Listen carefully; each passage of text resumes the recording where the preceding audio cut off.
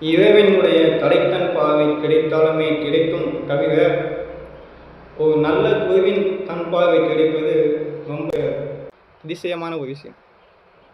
எல்லாராலையெல்லாம் போய் குருவை தேட முடியாது. குருன்னா யாரு? சில பேர் பகவான் ரமண மகரிஷியை குருவாக எடுத்திருப்பாங்க.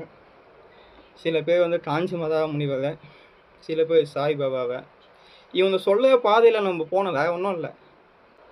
இதில் விஷயம் என்னடான்னா, சித்தர்களுக்கும் சாமியார்களுக்குமே வித்தியாசம் தெரியாதவோ இது. ஒரு சின்ன உதாரணம், அன்னதானம் பண்ணவெல்லாம் அன்னதான சித்தர்னு சொல்லுறது ஃபஸ்ட்டு வேணாம். அன்னதானம் பண்ணவதெல்லாம் அன்னதான சித்தர் ஆக முடியாது. அதே மாதிரி நம்ம பசங்க எப்படின்னா, சித்தருக்குன்னு ஒரு யூனிஃபார்ம் வச்சு ஐடி கார்டு இருக்குது. அது இல்லைன்னா அவனுக்கு சித்தர்னே வச்சுக்க மாட்டாங்க. பச்சை தலை வெட்டி, நெத்தியில் விபூதி, அதுவும் ஐடி கார்டு ருத்ராட்சம். யூனிஃபார்ம் இல்லைன்னா கூட பரவாயில்ல, ஐடி கார்டு இல்லைன்னா டெத் அவுட், உள்ள அலோடே கிடையாது, அவனுக்கு ஃபைன். அப்படியே அது இல்லை. இந்த எதுவுமே நம்மது இல்லைப்பா. இந்த உலகத்தில் இந்த உடம்பு கூட நம்மளுக்கு சொந்தமானது இல்லை அப்படின்னு ஒருத்தன் நம்மளுக்கு சொல்லித்தரான் பார்த்தீங்களா, அவன் தான். அவர் தன்னை தானே சித்தர், நான் தான் சித்தர், என்கிட்ட வர நான் அவன் சொல்லித்தரேன் கூப்பிட மாட்டார். நம்ம குருவை நம்ம தான் தேடி போகணும். ஐயா, ஆனால் இப்போ இருக்கிறவங்கலாம், என்னோட ரிலேட்டிவில் சில பேர் எல்லாம் சித்தர்னு சொன்னாலே போய் வந்துடுவாங்க. என்ன விஷயம் ஏது விஷயம்லாம் தெரியாது. அவங்களுக்கு தேவை அந்த யூனிஃபார்ம் ஐடி கார்டு, அது அவன் சித்தர். அதெல்லாம் இல்லை.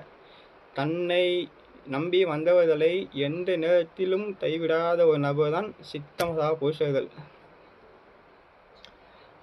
பகவான் ரமண மகரிஷி இருக்கிறார், காஞ்சி மதா பெரியவாள் இருக்கிறாங்க, சத்திய சாய்பாபா இருக்கிறாரு பட்டுப்பட்டியில், திருவான்மியூரில் பாம்பன் சுவாமிகள்,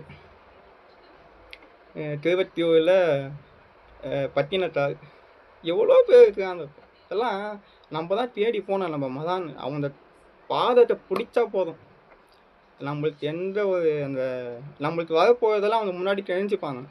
ஸ்டேன் எடுத்துப்பாங்க. நம்மள டியூஆர் ஸ்டேன் மாதிரி நம்ம தன்பாவை பார்த்தோடின்னு போதும், ஸ்டேன் வந்துடும். நம்ம டேட் ஆஃப் பர்த்லேருந்து எப்போ சாத போகிற வரைக்கும் அவங்களுக்கு தெரிஞ்சிடும். அவங்க சொல்லுறது மட்டும்தான் பண்ணணும். அதுதான் ஒரு நல்ல வழிகாட்டியை நம்ம தேர்ந்தெடுத்தால் மட்டும்தான் இந்த ஜென்மமே இல்லாமல் போதும் இறைவனடியை போய் சேர முடியும். குருவே சரணம்.